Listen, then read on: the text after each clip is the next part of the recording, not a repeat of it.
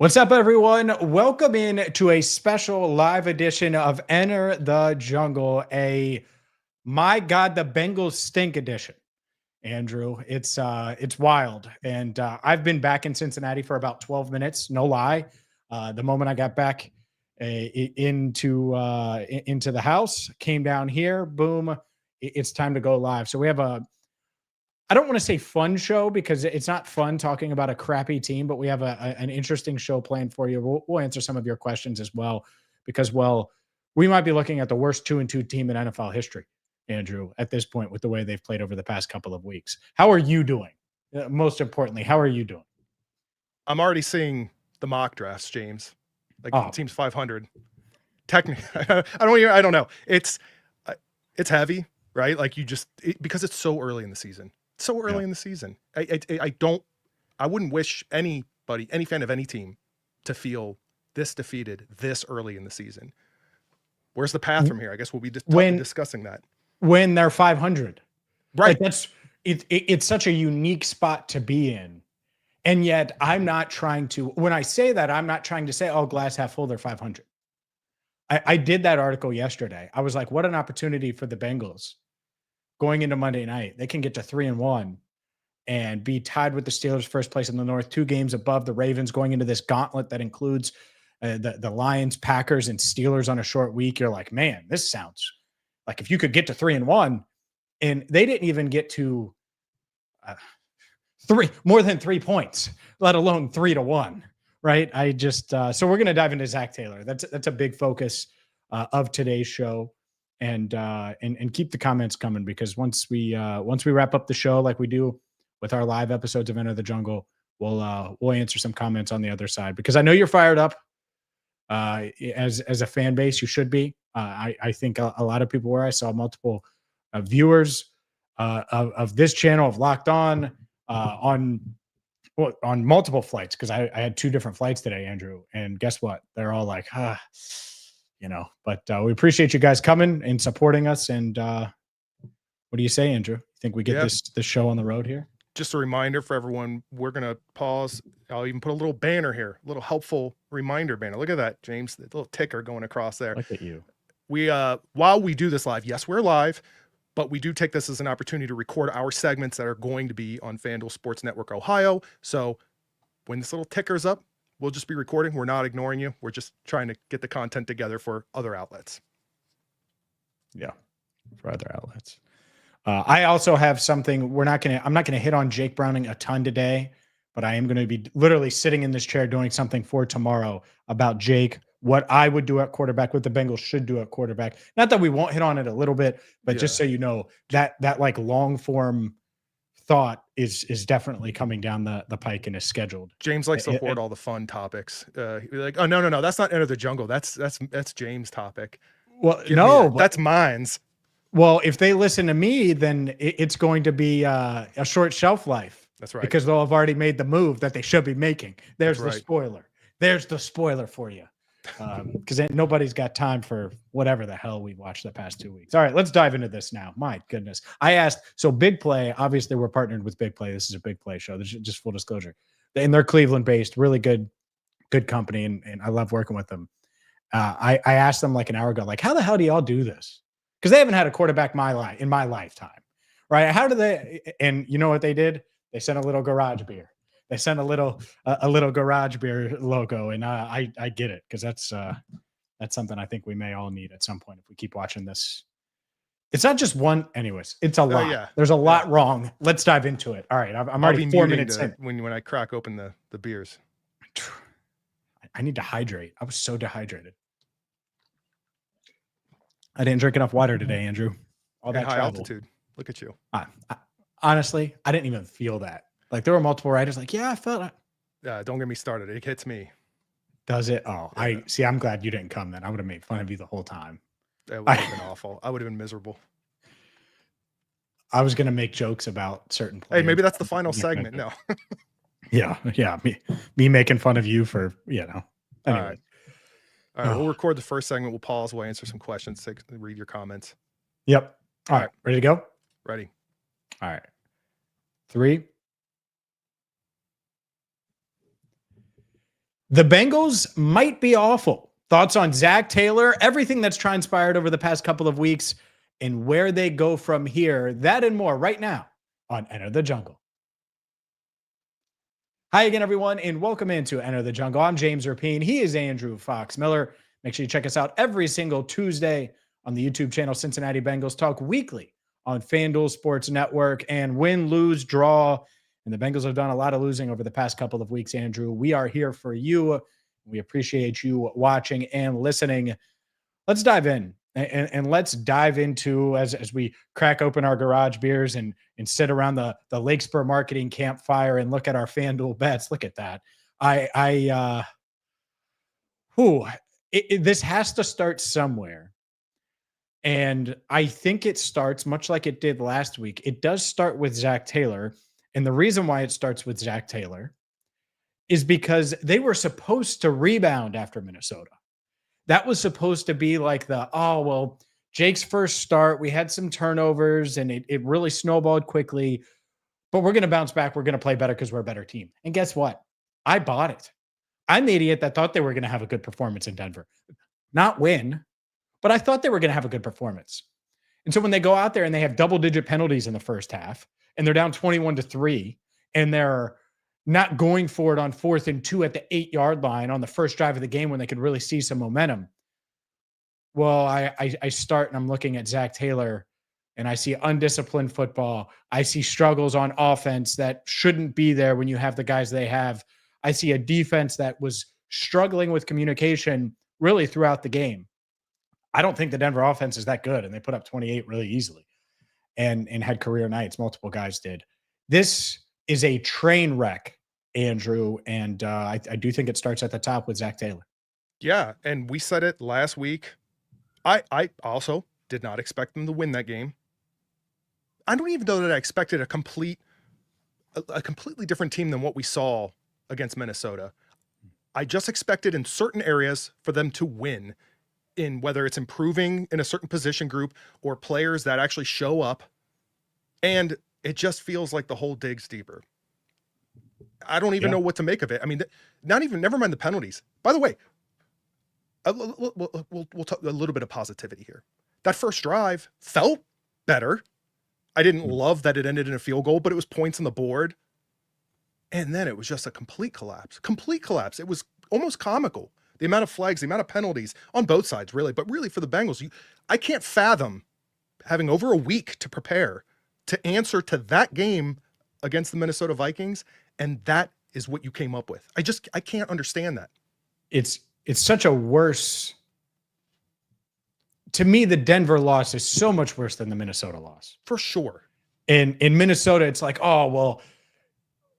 38 points, worst loss in franchise history. I'm like, yeah, well, they were really loose with the football, and that's why. I can explain that. You know how I explain Denver? They got their butts kicked. They were the worst team in every facet. They could not utilize their top weapons. They could not move the ball consistently. They were sheepish early in the game when they did have a little momentum. And that's exactly what it is. If it's 4th and 2 on the 8, there's never a scenario where Evan McPherson should kick a 26-yard field goal unless there's 1 second left on the clock. If there's 1 second left on the clock, or it's a game-winning situation or overtime or something like that, fine. But that wasn't that. That was the fade to T. Higgins, which was completely uncatchable from Jake Browning. Well, we're going to kick it here. And I hate it. I hate that mindset coming out of that Minnesota game, that's what happened. But obviously that's not the reason they lost. There's a bunch of reasons they lost. But when I look at this team and I say, all right, how do they rally? How do they respond after Minnesota? And I know the veterans in that locker room stepped up and they were accountable for what they did and didn't do in Minnesota. I was expecting them to play better. And so when that doesn't happen, you have to diagnose the problem. And I know there are some that want to go to the front office and they want to go to the off season and say, well, this, and this. And that's true. It was not a perfect off season by plenty of reasons why. And we've covered those. For sure. But we're in season now. It's October now, right? As we record this is the last day of September. We're in October. You can't fret about April. in March, in free agency and the draft, you got to worry about the now. And so who's to blame now? Well, I'm looking at the coaches because that was supposed to be the bounce back response game. And they went out there and were awful, really in every facet. Yeah. And by the way, we say all of this. And of course, they're technically, I mean, they are 500. They've gone 4 weeks into the NFL season without having a losing record. It's just weird to say that out loud, knowing what we know. Because even take out the losses for a moment, it felt weird saying that was the case the first 2 weeks of the season, the way that they were playing. Those wins weren't convincing wins. No. So, yeah, I'm trying not to be all gloom and doom here, and I know we're all feeling that way, Bengals fans, anyone that watched that game that's rooting for this team. But I think the most concerning thing for me, concerning, is watching that game, that Week 4 game against the Denver Broncos.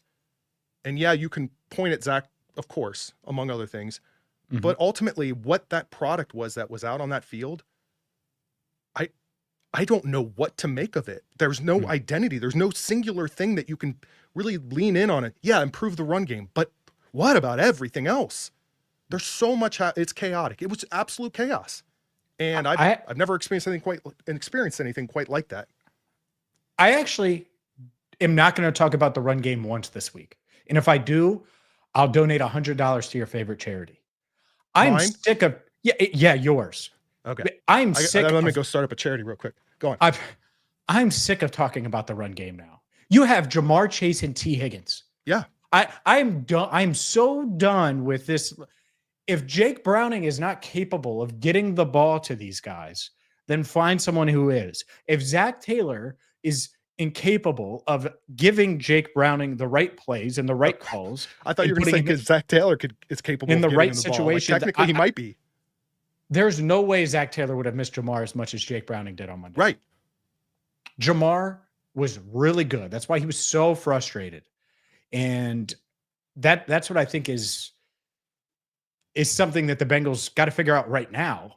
Because regardless of how we feel and how the fan base feels, they still view it as they're 2-2. They still view it as, all right, well, how do we find a way to get a win or two? And I don't think there's going to be anyone in town that gives them a chance against the Lions ahead of Sunday's game, but that's how they're going to be feeling. That's how they're going to approach it.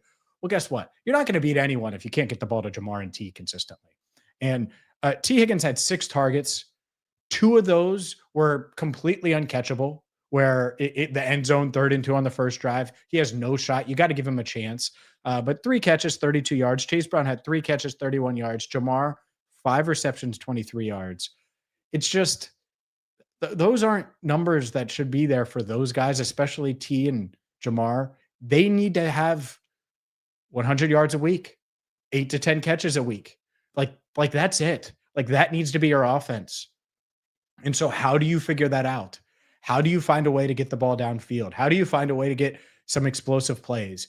That's what they need to be. They're not going to be this dink and dunk efficient offense that finds its way to 4 15-play drives that end in touchdowns. And you know why? Because they're too flawed, Andrew. They're too flawed. They're not good enough in the trenches. Their quarterback isn't good enough for it. And right now, the play caller isn't good enough for it. And I don't mean necessarily what call he's making when, but literally the scheme has not held up enough for that to happen. So they're too flawed on offense for that to happen. And so how do you get points? How do you score? Well, you got to generate some explosive plays. And I think that's what's so disheartening about that game is I knew it going in. How much did I talk about the stars last week? I mean, that was a huge topic. Get your stars involved. Yeah. And they all had 30 outside of Chase Brown, who had 70 plus yards from scrimmage. They all had 30 plus yards receiving or less in Jamar Chase's case. Yeah. If I had the clip, I'd roll it right now. I pretty much said the same thing. It's like I even opened with, hey, I'm no NFL coach. I'm no expert. And then of course you had to make sure you confirm that side of things. But then I even said I would think that should be your number one goal. Just find a way to get in their hands, and maybe you'll fail. But take that chance. It shouldn't even be a chance that you're taking. Find a way to just get in their hands. And I don't care. Jamar can be in Wildcat. Whatever you've got to do, I want to see that. And by the way, and we could talk about this more in the next segment, I suppose, but from a quarterback play standpoint, as much as Zach can get criticized for his conservative play calling, I feel like Jake Browning playing as more of a conservative quarterback worked against him in this particular game. It felt like he was holding back, and it was against his very nature. And that's not the sole reason that he didn't look great out there. But I couldn't help but notice that he was not taking shots, and some of them were clear-cut shots that he easily could have connected with his receivers on. He was, I don't know, I don't want to say the word scared, but it was conservative. Wow. Andrew Fox Miller calls Jake Browning scared. Oh, well, let me change the title of this video. We'll talk. That's right. We'll talk about Jake Browning. We'll talk about this offense. Where do they go from here? We'll get to that coming up next.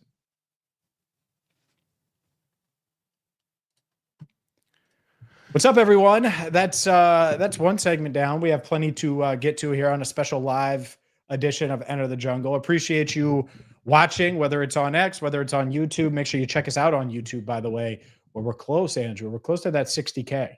We're close to that 60K. And maybe if the Bengals listen to me and make the move that I want them to make, we'll get to that 60K.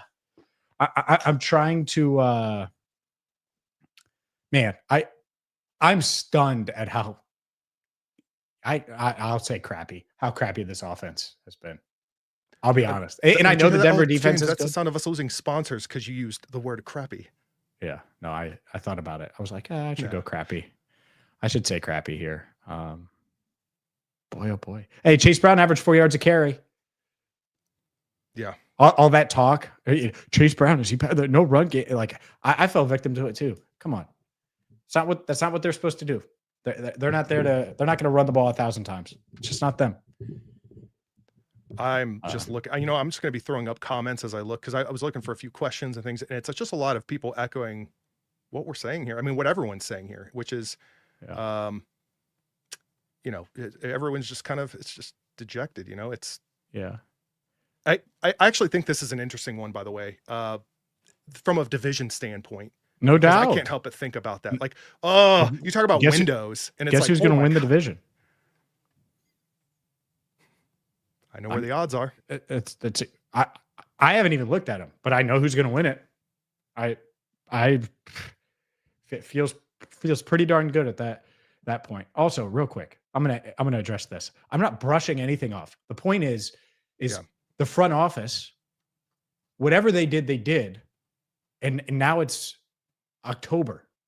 And so like you can't go back and go draft Tate Ratledge. I could go do that. I could go say, oh, well, you should have done that. Well, yeah, of course they should have. They should have signed multiple guards. Of course they should have. That Kevin Zeitler should be here. Yeah, I know that. But like this idea that, I'm going to talk about that throughout the game. Like, no, it's 28-3. You got to find a way to score more points. And you can't just point to the front office the whole time. You can't point to the front office the whole time when the defense looks like just.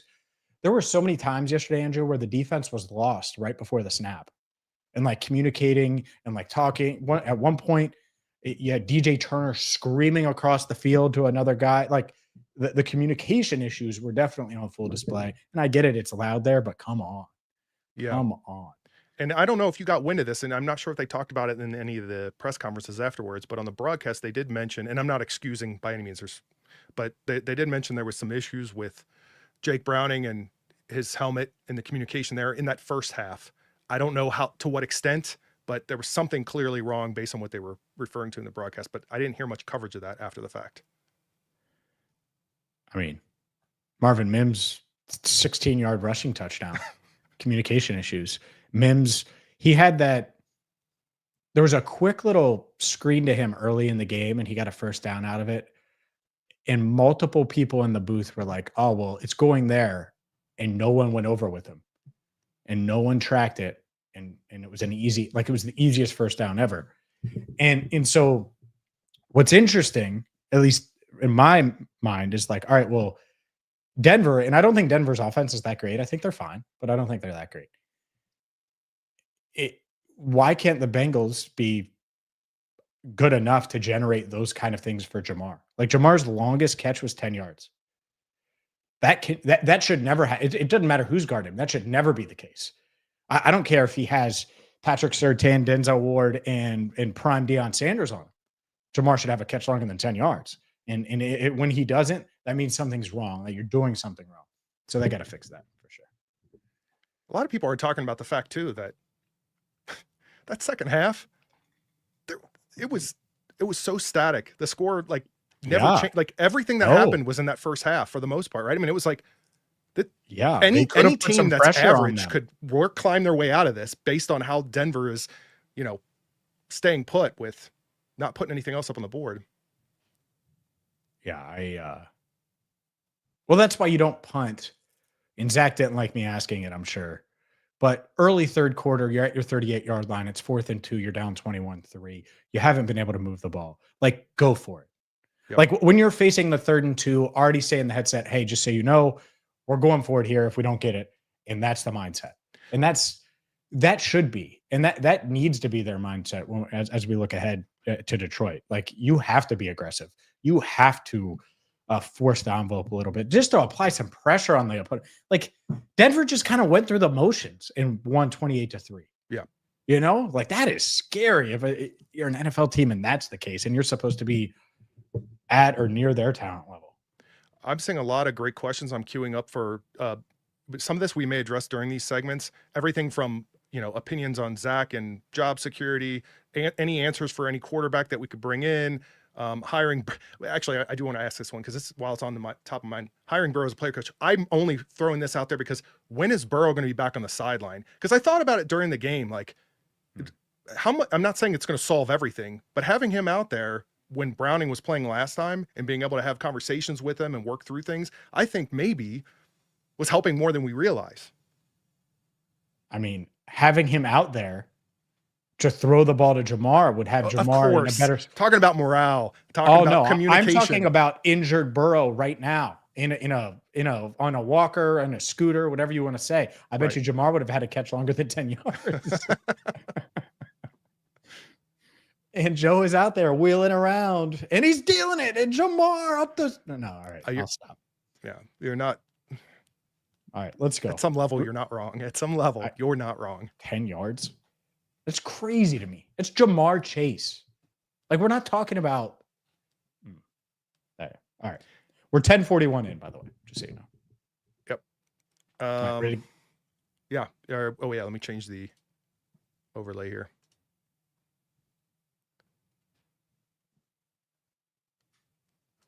Where are we going with this one segment? You teased it. You want to talk about Jake a little bit. Yep. I'm ready. All right. Everybody, I'm queuing up more comments. I'm saving some from this past time too. There were some good ones we're going to get back to. We're going to quickly record this segment here. Ready? Ready to go? Yep. All right. 3, 2. Welcome back to Enter the Jungle. I'm James Rapien. He is Andrew Fox Miller, and it's time to dive a little deeper into Jake Browning, this Bengals offense, and where the Bengals go from here. By the way, this segment is brought to you by Lakespur Marketing. If you're looking to scale your marketing, the Lakespur Marketing team be your trusted marketing agency. They have a broad range of experience, regardless of industry. Lakespur Marketing prides themselves on building partnerships. They're confident they're going to deliver results, and make sure you check them out today, lakespurmarketing.com. Jake Browning might need some marketing help. We're going to have to give him the Lakespur contact info. Jake, go to lakespurmarketing.com. 14 of 25, $125, no interceptions, but also 14 of 25 for $125. And that's not going to get it done. Yeah. Do you think having 1 or 2 interceptions might have been indicative of a better performance because he actually took some chances out there? Yes. Okay. Just making sure we're on the same page. Because I don't know what I was witnessing in that game. Remember, he was looking pretty rough at that one point in the preseason. Everybody was a little nervous and went from that to, is Jake Browning with those weapons almost as good as Joe Burrow? It got that extreme, dude. What people were saying. Now look where we are. I'm not here to rip on Jake Browning, but we got to find a solution 4 weeks into the season where you technically don't have a losing record. I wasn't planning to go here, but I do think that this kind of confirms it. So I'll just say it. Probably 6 months ago or 4 months ago, or at some point on this show, I said Joe Burrow is the best quarterback in the league when those rankings came out. He's the best quarterback in the league. I'm sorry. I know Josh Allen's playing better right now, right? And on a better team and on a contender and all of those things. But look at this dumpster fire. Look at how flawed they are. There's so much going wrong.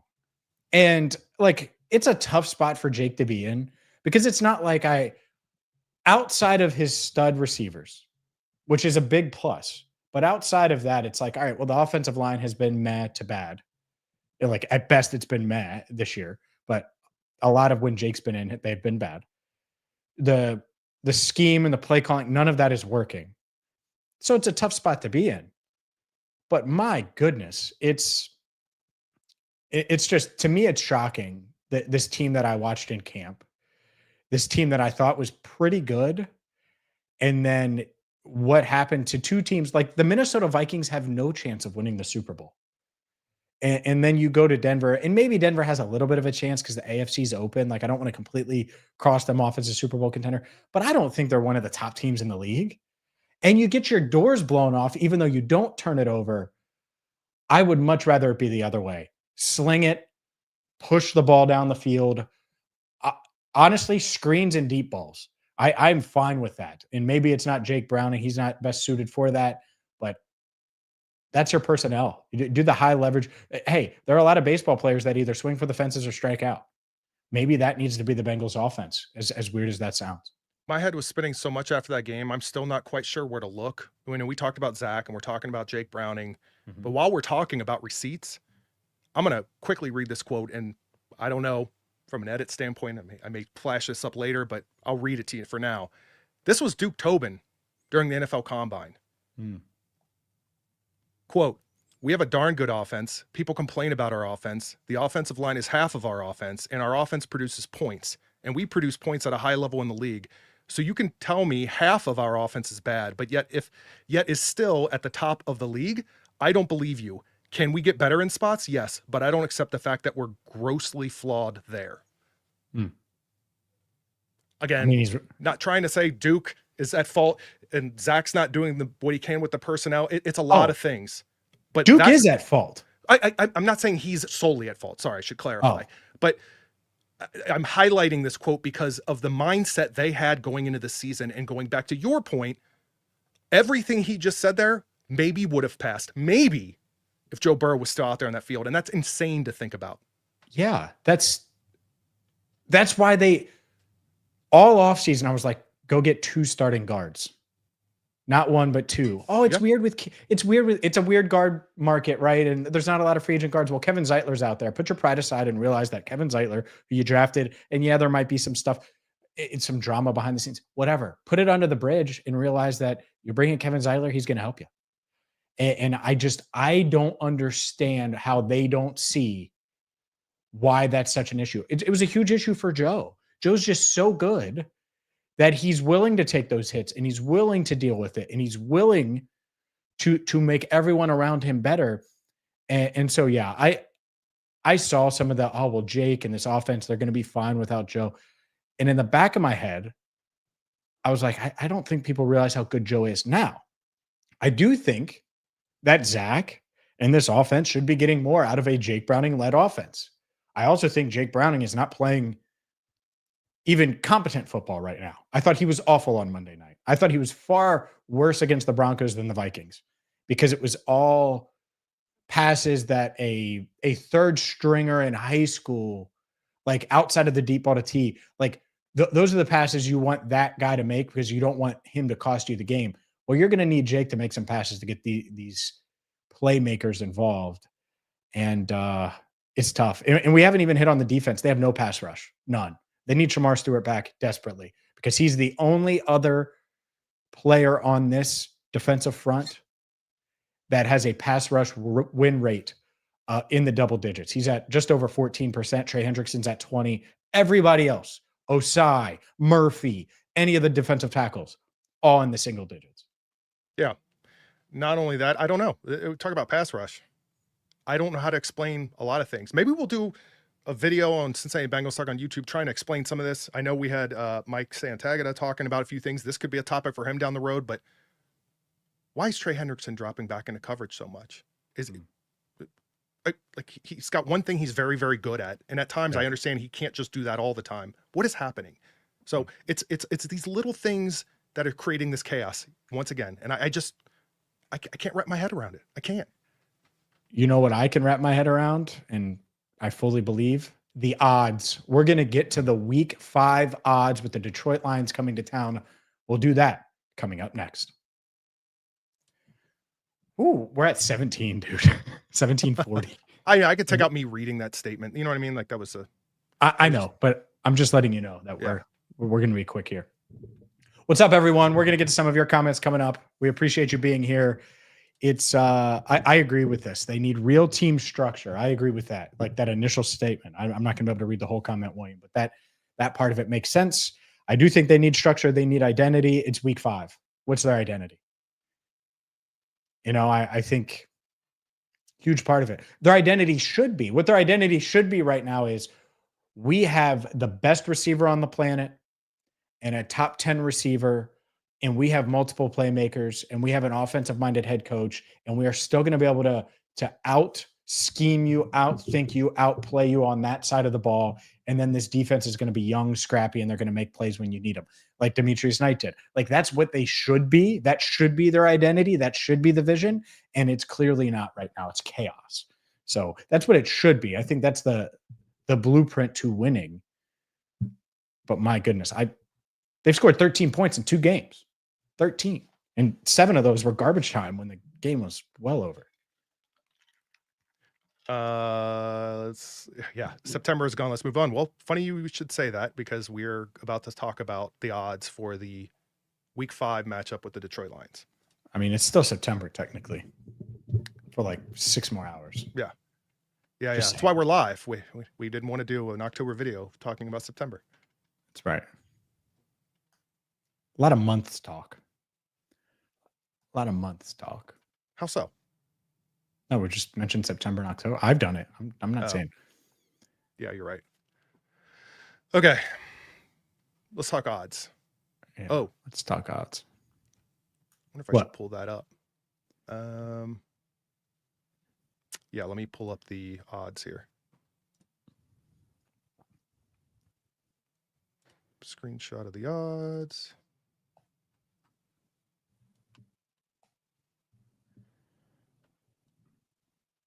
You good? Yeah, sorry. I'm just trying to find the right one here. Here it is. So now if I have that. Okay, cool. Ready. All right. It's still the same number that we talked about. Good question.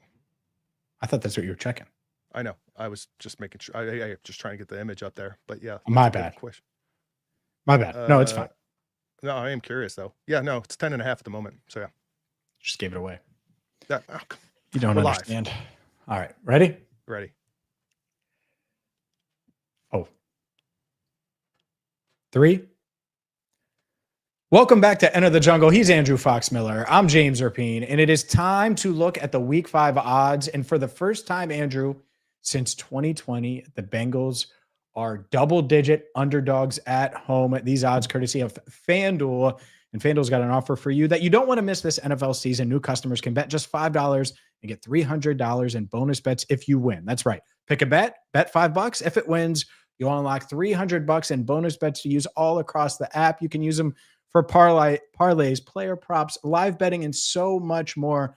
All you have to do is go to FanDuel.com/bigplay to download the FanDuel app today. Again, that's FanDuel.com/bigplay. You must be 21 plus and present in select states. For Kansas, in affiliation with Kansas Star Casino, or 18 plus and present in DC, Kentucky, or Wyoming. First online real money wager only. $5 first deposit required. Bonus issued as non-withdrawable bonus bets with expire 7 days after receipt. Restrictions apply. See terms at sportsbook.fanduel.com. Gambling problem? Call 1-800-GAMBLER. Visit fanduel.com/RG. Call 1-888-789-7777 or visit ccpg.org/chat in Connecticut or visit mdgamblinghelp.org in Maryland. Hope is here. All right, let's get to these odds. I think they should be higher. 10.5. I think the Lions, I don't really see a scenario. Like I saw paths the past couple of weeks, as bad as it's been. The Bengals lose 76-13 over the past 2 games, Andrew. I saw path to victory in both of those games before those games. You could tell me Jared Goff has 4 interceptions on Sunday, and I still think the Lions win the game. And I don't see Jared Goff throwing 4 interceptions for what it's worth. But like 10.5 seems a little light. I would go higher. And this opened at 8.5. And then the Bengals got their doors blown off on Monday night, and it's up to 10.5. Yeah, I'd be fascinated to know what they're waiting on if they are gonna increase that spread, right? I mean, it's a lot. Yeah, I mean, I don't know of any player that could potentially come back that's going to significantly change this. I don't know of anything that Zac Taylor could say at this point, publicly or otherwise, that gets reported on that would change this. So yeah, let's assume we're settling in at this point at the time of this recording, 10.5. Yeah, I'm exactly where I am. Well, not exactly, but I'm very much where I was after that Minnesota game, in that this is definitely going to be a 2-score game if they lose it. And you nailed it last week. You did. You nailed it. You mocked me. I did, because I thought that they would rebound. I gave them a little. I didn't want to be right, but I said if it was my money, this is how I'm going to protect it. Hey, who's Jahmyr Gibbs? Yeah. David Montgomery. Right. Like, that's a physical offensive front. They're going to go for it. They're going to be aggressive. Like you could tell me the Bengals have the ball up 14-0, and I would say the Lions have a real shot to come back and win. You know, like there's not many scenarios where I'd be confident in the Bengals. It's insane that you're saying all that, though, and we could just still play that same game with the Bengals, which just continues to prove what we're saying here. In that, Jamar Chase, T. Higgins, Chase Brown, Trey Hendrickson, like, here we are. Yeah. If their stars are stars, then they can be competitive. I just think the Lions are really, really good, and it's going to be tough sledding. But we're obviously going to have you covered right here on Cincinnati Bengals Talk. It's been a lot of negative. Look, it's been ugly. They've lost 76-13 over the past 2 games. That's insane. And yet there is a bright spot that I want to touch on, and we will touch on coming up next. All right. We're going to knock out this final segment really quick, and then we will get to you. So buckle up, promise. When we say goodbye, it's just for our FanDuel recording, and then we're going to stay here live on YouTube. Ready to go, Andrew? We'll do it. This is going to be quick. Yep. All right. 3, 2. Welcome back to Enter the Jungle. I'm James Rapien. He's Andrew Fox-Miller, and there's been at least one bright spot on defense as all these youngsters are getting out there and playing. I think Dax Hill's been really good and been steady and consistent and versatile and mattered in this secondary. I noticed him multiple times on Monday night. He finished with 9 tackles, had a pass breakup, and even on the Cortland Sutton touchdown, that's not on him. Based on what I've talked to and gathered behind the scenes, that was on the safety, the way Dax was playing his leverage. So I think he's been one of the only bright spots when it comes to these young guys. Yeah, for sure. There were so many times that they were going to make the Denver offense was going to make a play, and you could almost envision how it was going to go down because of the poor tackling and technique that we've seen from this defense time and time again over the last year plus. And Dax Hill all of a sudden sort of changed the narrative there in some little moments. I'm not saying, speaking of the game as a whole, talking about an individual performance here, stopping red zone rushing touchdowns that very easily could have happened. And Dax made the play. That is some silver lining. Silver lining. We'll see if he can continue that, but it is a bright spot, and we wanted to end on a positive. We appreciate you guys for listening, watching, however you're consuming Enter the Jungle each and every week. Make sure that you check out the YouTube channel, Cincinnati Bengals Talk. And for Andrew Fox-Miller, I'm James Rapien. Thank you so much for watching and listening to Enter the Jungle. We're only like a minute over. Like on this is not a hot mic. We are still live. Oh yeah, it's a hot mic, all right. No. Yeah, could you imagine? We should play it off. Yeah, man, can't believe we made it through that show. This is ridiculous. These bump. No, all right. I'm still really surprised that they played that crappy. I am. I really am. Like that bad. 28-3. And you made a good point. That second half, it was just like sleepwalking. Yeah. Like the whole second half. Like it was just. I didn't want to even get into it. It was talked about like during the recording portion, but we will quickly because it's on my mind. I cannot stop thinking about Zach punting at the end of that game. And it was asked, he was asked about it in the press conference, I think. I mean, I asked if I'm wrong.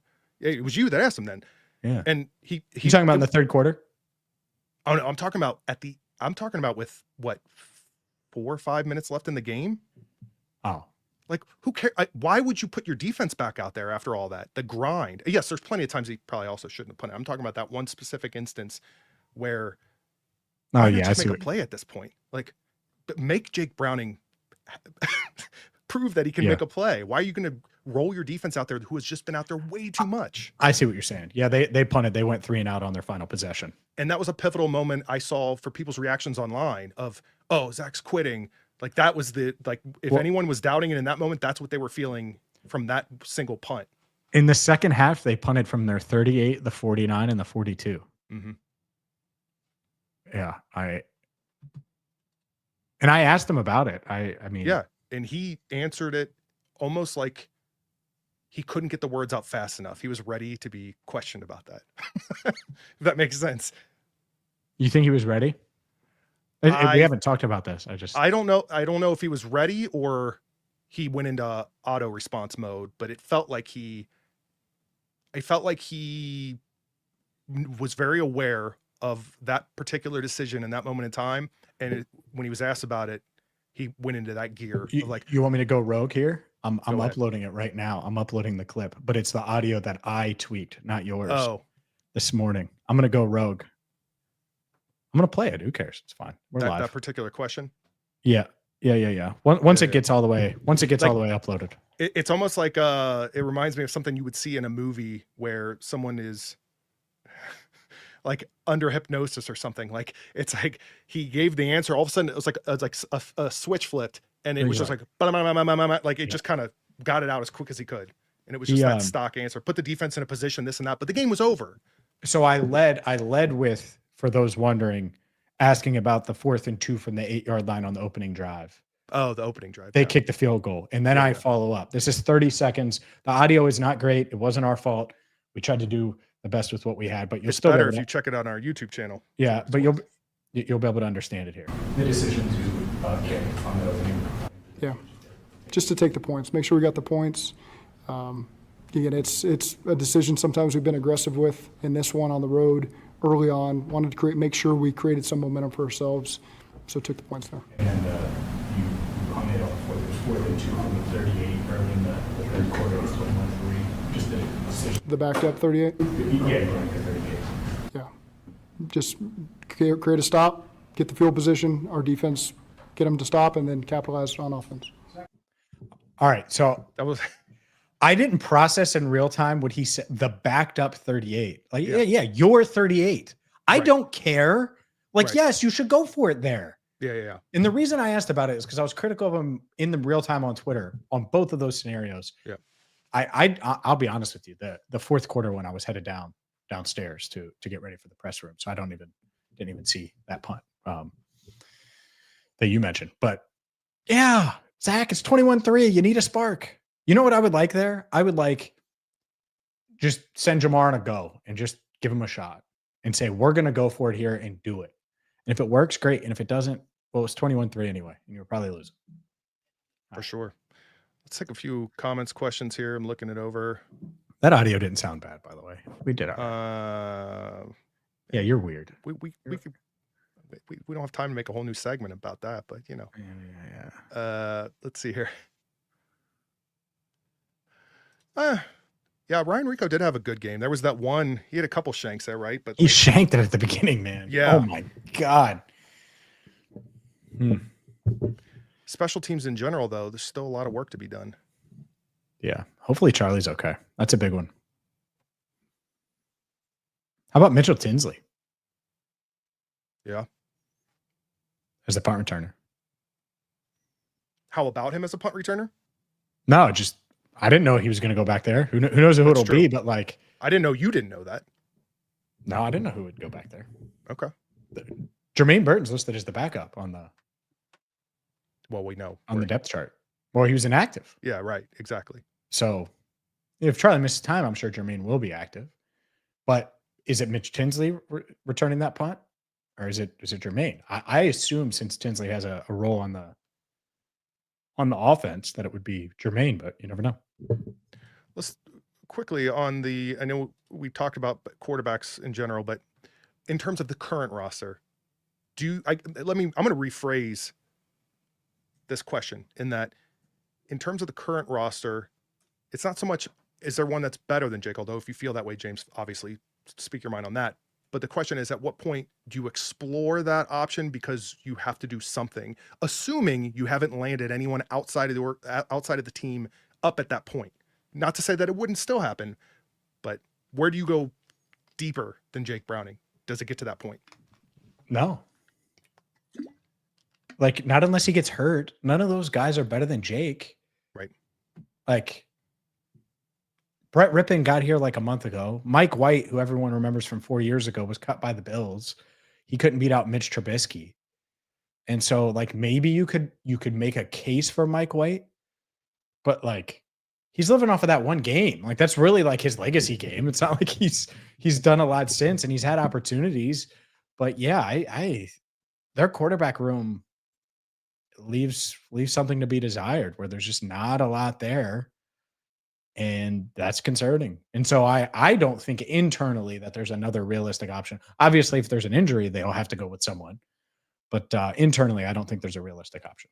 There's the thought out there, by the way. Camden's got the hitting on what I was thinking as well. There's this thought or even fear that there is no answer at quarterback. No matter who you bring in, it's going to be a problem. I think there are guys out there that can be what we thought Jake Browning could potentially be a few weeks ago, if that makes sense. A competent quarterback that's going to run the offense, that's going to maximize your weapons, not to the Burrow level, but enough. Was still going to be frustrating. No one's going to be Joe. There's no doubt. You're not bringing in someone that's going to be able to be like Joe or give you that level of championship contention, and that's what he does. That level of makeup where he hides all your flaws. I mean, he's the best. He needs to get a makeup deal. That's what he needs to do. The Joe Burrow, I'll hide your flaws pack. I don't know what to call it. I'm not the Lakespur marketing team, but yeah, set him up for Vogue World again. I'm just saying you just because you can't hide flaws like Joe doesn't mean that you can't maximize what the Bengals have roster wise. And so they need to find that. Is it Jake? I think the coaches, by the way, they coach who they have. And that's it. That's usually how coaches approach it. They're not like us where we're looking at it 50,000 foot view, like, oh, we'll go get this guy or that guy. Because, yeah, like they could do that, but they're also like day to day, like, how do I get the most out of these guys right now? Like, that's how they have to think. And so, is that Jake or is it not? Like, it needs to be. But I see the Lions, Packers, and Steelers in an 11-day span, 12-day span. That could be 3 losses. Realistically, could be 3 losses. Maybe you get one, but you're still under 500 if you get one of those. Victoria putting you in your place here, by the way. It's called concealer, James. Thank you, Victoria. Concealer. You gotta be accurate with those analogies, man. Just throwing them out there. You gotta think. Joe Burrow. Hold back. Think very carefully, like Jake Browning, before you just throw things out there. He did not think carefully. I know that's what people are saying. There's no way in hell he thought carefully. Because if you're thinking carefully, you're like, well, I need to throw the ball to Jamar more. He's cutting across the middle right in front of me. So the camera is like a foot from me, right? There were multiple times Jamar is running right across Jake's face, and he is not throwing it to him. He's the best yak receiver maybe in NFL history. Get him the ball. Get him the ball and let him see it. Let's see if he can break a tackle. Let's see if the Jamar Chase concealer is going to help.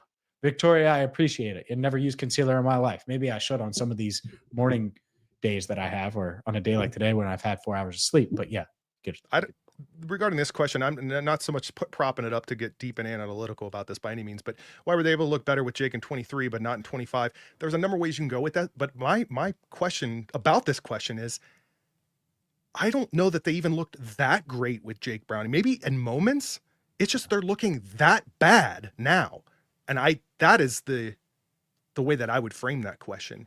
Not so much. I think we're looking at that stretch and making it more than it was. And that doesn't mean that he wasn't good and serviceable and all those things. I said that a few weeks ago, that I think he could do that and is capable.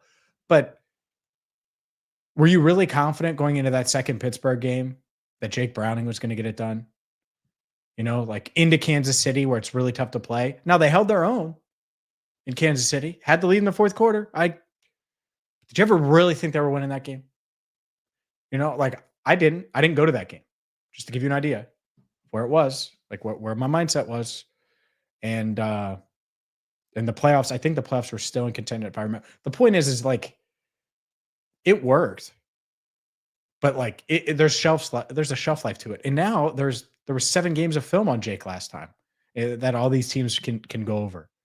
And the Vikings, they were embarrassed last time with the "you should have cut me." You don't think that the Vikings thought about that a little bit before last week? Of course they did. I would bother me even if I wasn't on the roster then. And so yeah, I think it's a mixture of things, but it's really hard. Like it's like Mike White. Like I said, he was really good against the Bengals. It's one thing to be good against the Bengals or good against the team one week, but then can you do it the next week and the next week and the next week? It's hard. And defenses adjust and they make life hard on you. And so when I'm watching Jake not take the easy ones to Jamar Chase, that's when I'm like, what the hell is up? What's going on? Because this isn't a defense thing. That's not a Zach thing. That's a Jake thing. And so that concerns me for sure. Not saying Zach doesn't have his flaws, the Bengals and all. It's Jamar Chase. You need to throw Jamar Chase the ball. No one's going to be mad at you for doing that. And he has not done that enough, even though I thought Jamar was open a lot on Monday. I'm going to throw out a exaggerated, cartoonish scenario here because you made me think about this watching tape on Jake Browning. Oh, yeah. Imagine you're a team watching the last 2 weeks with tape on Jake Browning or this offense in general. I don't know how you game plan for it. Maybe in some weird twisted way, it makes it difficult for a team because you're looking at it, you're like, yeah, so we need to try to cover these receivers, but if we don't, we could also do, what do we do here?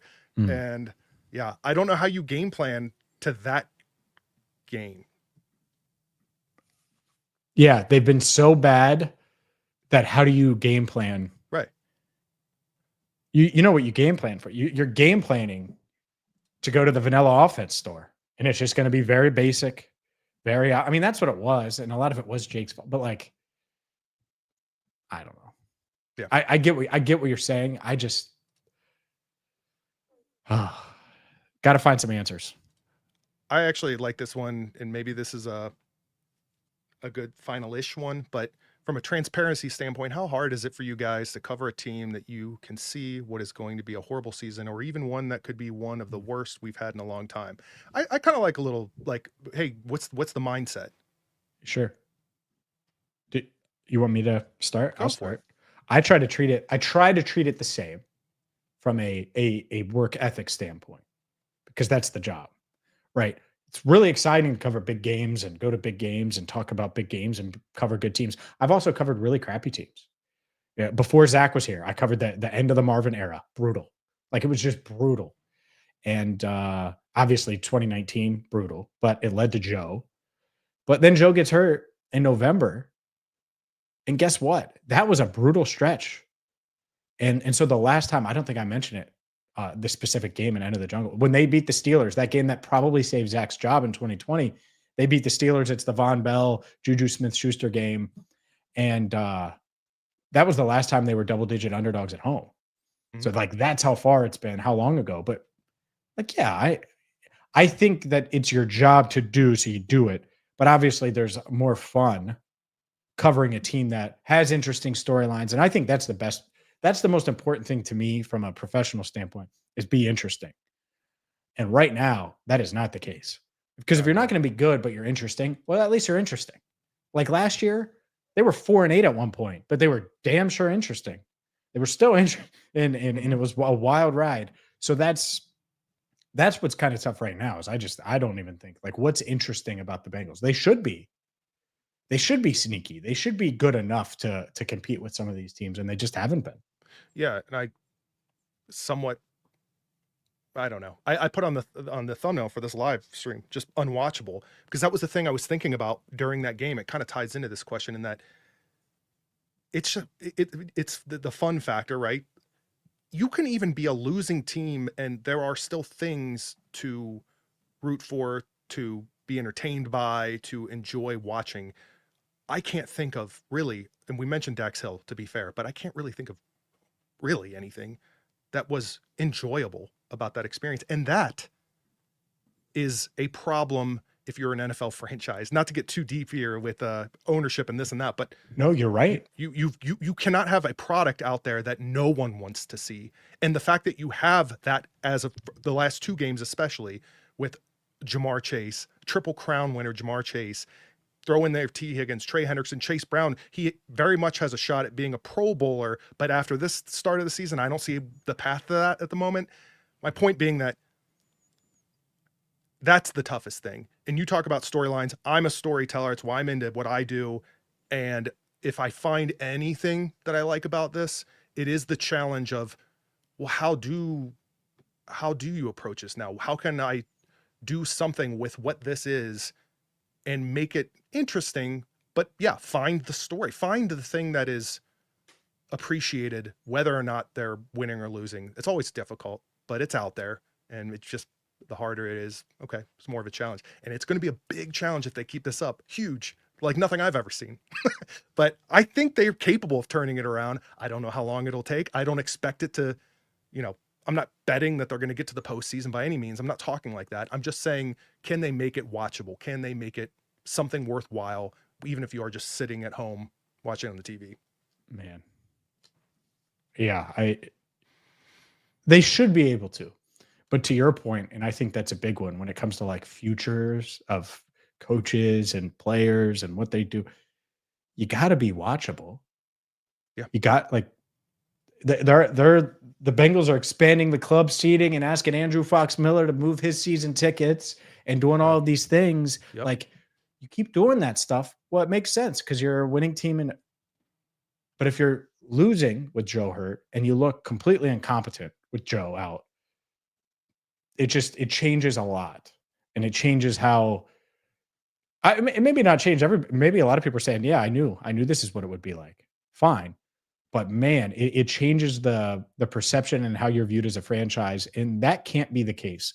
They should be good enough to overcome losing Joe for a little bit. Maybe 3 months is too long. Like, I'm not sure there are a lot of teams, but like, they don't look like they're going to be even close to 500 at the end of October to bring that back into it. Yeah. And they started 2-0. And that is a scary, scary proposition for the Bengals and for the franchise. I'll make it even simpler. If you drafted Jamar Chase in the first round of your fantasy football draft, come October, you're seriously considering a way to get him off your bench, even if it means dropping him, that's a coaching problem. You no, drop but I mean, him? like that is like even at that You level. have Jamar? No. Oh, okay. Not I didn't this know if season. you were. I didn't know I if had you were last season. Oh, Couldn't okay. keep him. First rounder.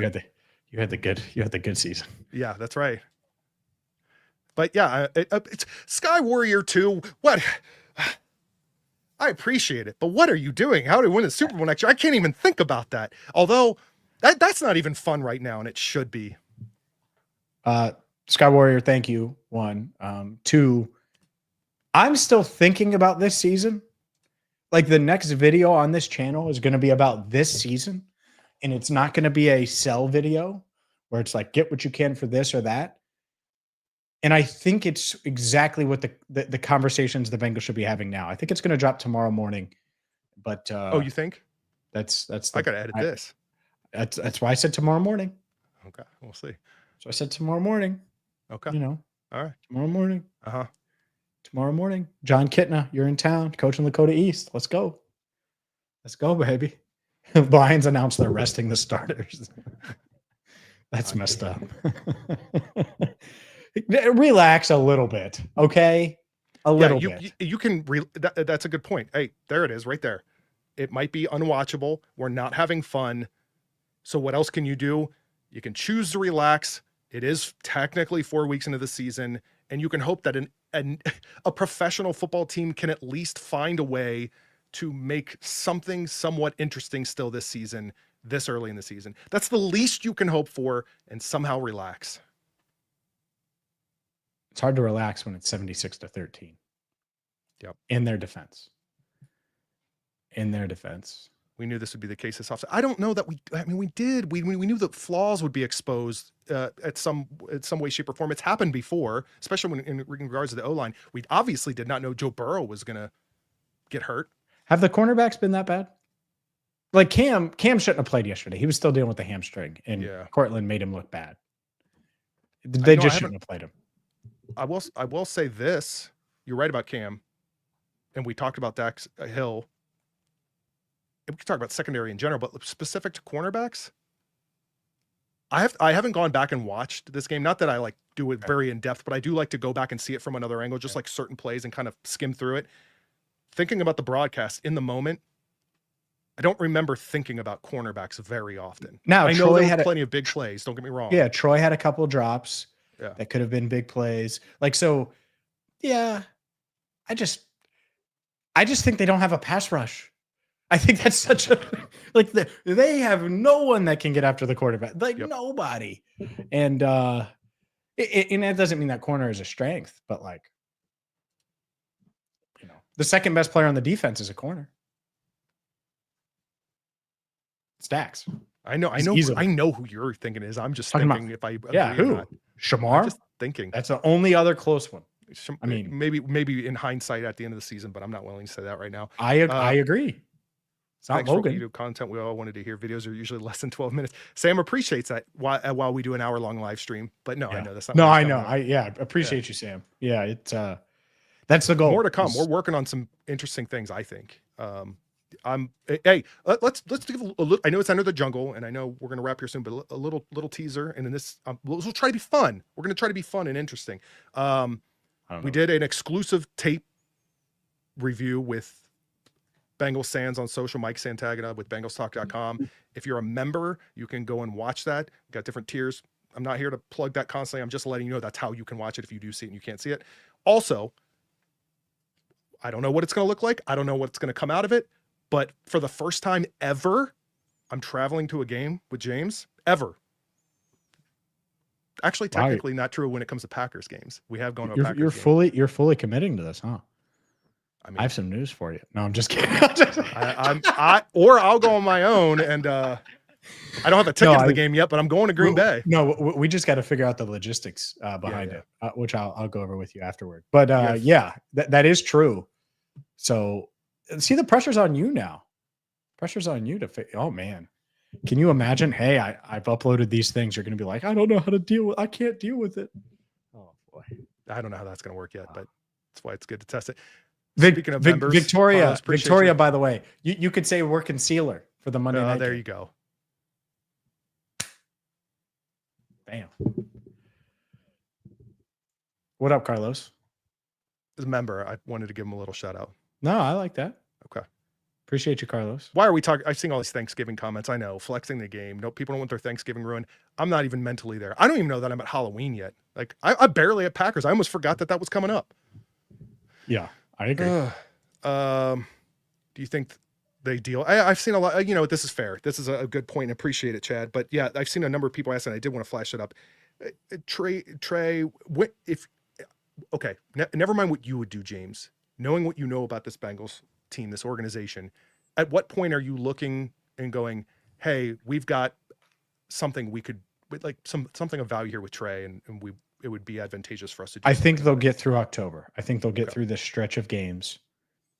And the deadline, I believe, is November 4th. It needs to be later, by the way. The NFL's dumb. It should be like Thanksgiving. But anyways, yeah. So is it possible? Absolutely. Is it something that I will push for them to do in certain scenarios? Probably. Am I there? I'm not there. And I know they're not there. So I want to throw this out there to kind of like capstone a little bit on the Lions game. I've been, this is on my mind. I didn't really know how to wedge it into the recording portion of the Inner Jungle that we were filming, but I'm not saying that they're going to beat the Lions, obviously. However, I was thinking before the Broncos game, and my mindset's changed. I'll get there. Before the Broncos game, I was thinking, look, watch them lose this Broncos game, and then thinking about how terrible that Vikings game was. And this is that sometimes they surprise and then they win these games they shouldn't win. I'm not saying they're going to do it. Hear me out. Yeah. But then after that Broncos game, that might be the first time I've ever thought Yeah, no, that this team is weird at times when it comes to that. But what that was against that Broncos team, like I can't even envision the possibility that they will surprise us and just all of a sudden be like this, firing on all cylinders, offense. Yeah. You know, like, so. Yeah. What would we be brother. saying? Dude, I'll tell you this right now. It would be a very long live stream if they beat it'll feel like the Super Bowl after what we just saw on Monday Night Football. I mean, it would be stunning. It would be stunning. It would be as stunning as when they beat the Steelers on that Monday night game, that night game 5 years ago with Ryan Finley. Like, they won that game with a non-NFL quarterback. Yep. And the Steelers are playing for something. Like, that's crazy. But that's it. It would be like that. The Bengals have more talent, but the Lions have more talent than that Steelers team, you know? And so it's tough. They need to look better. And they should look better. And I'm still going to hold them to that. Like, they better score this week. Like, yeah, let's start there. So we'll have plenty of time to focus on that. I promise we will. We have plenty coming your way. It's already Tuesday. Wednesday's when the new week starts. I know. So we're going to flip that page. We're going to be talking about plenty of stuff. Andrew's like, don't remind me. We're in full gear here. So for Andrew Fox Miller, I'm James Rapien. Thank you so much for commenting. Thanks for the super chats. Thanks for watching and listening and supporting us. We'll talk to you soon right here on Cincinnati Bengals Talk.